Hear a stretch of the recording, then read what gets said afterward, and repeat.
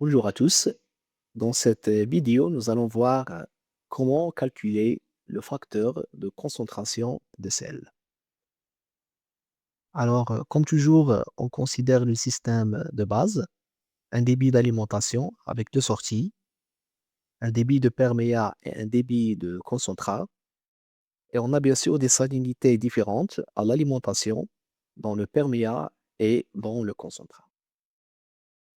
Alors, le facteur de concentration de sel est défini comme étant le ratio de C indice C sur C indice F. Donc F, c'est un facteur, il est adimensionnel. Et puis, vous avez C indice F et C indice C. C indice F, c'est la concentration d'alimentation en sel, en milligrammes par litre. Et C indice C, c'est la concentration du concentrat en sel, en milligrammes par litre. Alors, ce facteur traduit donc le lien entre la concentration des sels dans le concentrat et dans le débit d'alimentation. Donc l'objectif, c'est voir donc quel est l'ordre de grandeur donc d'augmentation de la concentration des sels dans le concentrat par rapport à la salinité dans l'eau d'alimentation. Alors on va voir une application directe.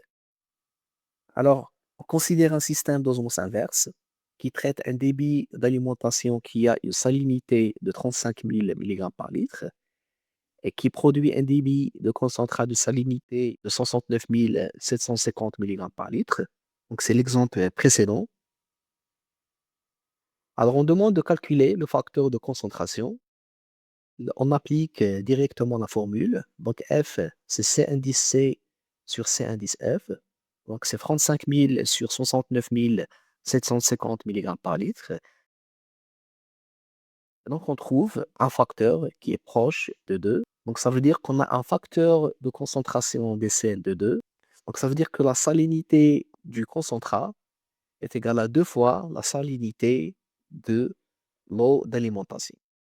Donc, le facteur de concentration de sel nous donne le facteur par lequel il faut multiplier la salinité d'alimentation pour trouver la salinité du concentrat.